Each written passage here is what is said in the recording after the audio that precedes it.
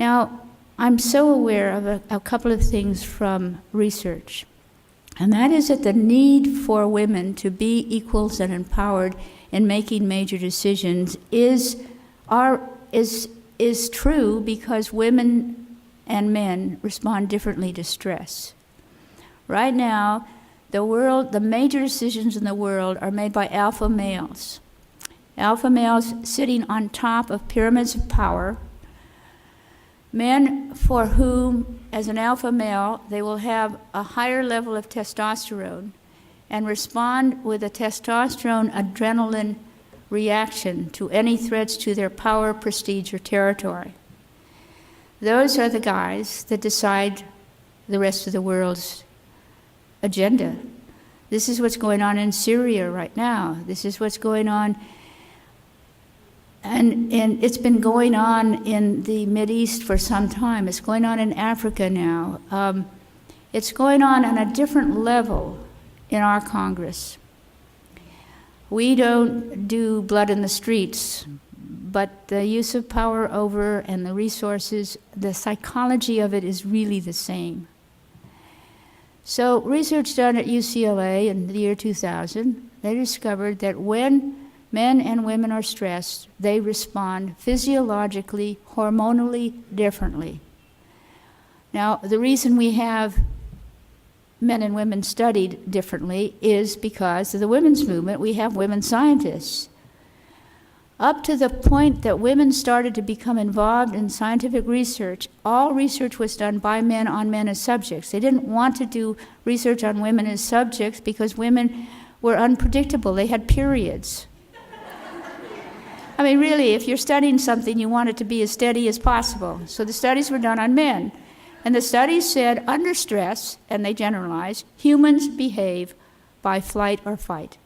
That's what I learned in medical school, flight or fight, stress, adrenaline reaction. Well, things change when women start studying things, and their department was under stress. And they noticed that, hey, we are doing something differently than the guys in our department. Now, publish or perish is a stress. And at UCLA, like other places, when a department is threatened, each individual feels a bit threatened by will their particular project, will their particular, if they don't have tenure, what's going to happen to them. And this was what the department was feeling. And what the women scientists looked upon and saw is that they were reacting differently than the men. That the men were doing flight or fight. Mostly, by the way, fight or flight happens, only it happens in the professional and middle-class world and a little differently than it does, say, in the Congo. That men who are stressed do flight by coming home, being cranky, and saying, leave me alone, I just want to go down to my man cave. Don't bother me, I've had a hard day. Irritation. And fight is likely to be acted out on the freeway with road rage, or with taking it out on the wife and kids. Domestic violence. When recessions hit and people are laid off, but not only that, when your home team, when your football team loses the Super Bowl, there is more domestic violence. So we have all of this fight or flight male thing. The female side does something different.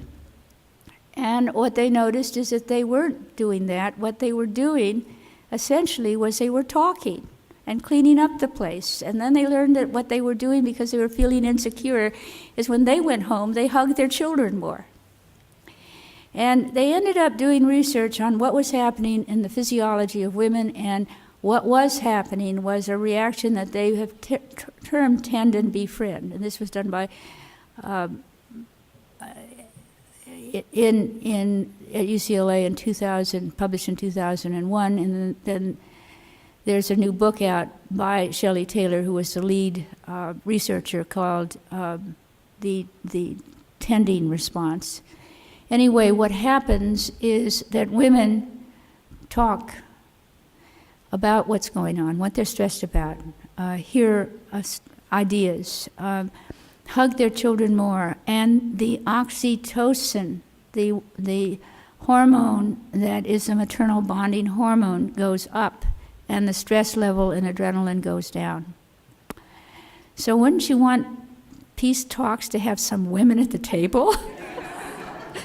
Wouldn't you want women who are used to working with stressed men and kind of know a little bit about that there are priorities that might make a difference as to how to make a compromise? Well, in the Mideast, in the peace process, it just seems to be failing right now. There was only one woman present at the peace negotiations between Palestine and Israel, because the UN has this in principle, has been signed, but you can't impose it on important countries. You can impose it on smaller countries.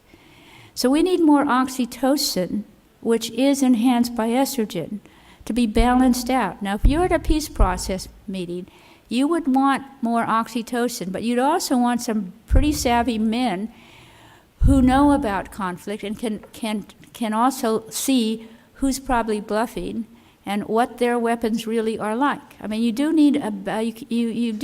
can't just have nice, touchy-feely women deciding it either. There's a real need to bring balance to the world, and women are the ones to bring forth this particular side of things.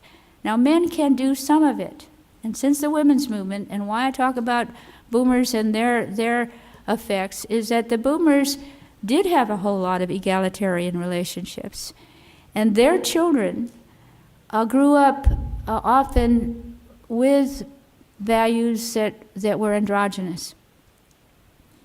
And that probably has something to do with why gay marriage has now become acceptable. It's that more the idea of being just a one-sided brain and a one-sided reactor has shifted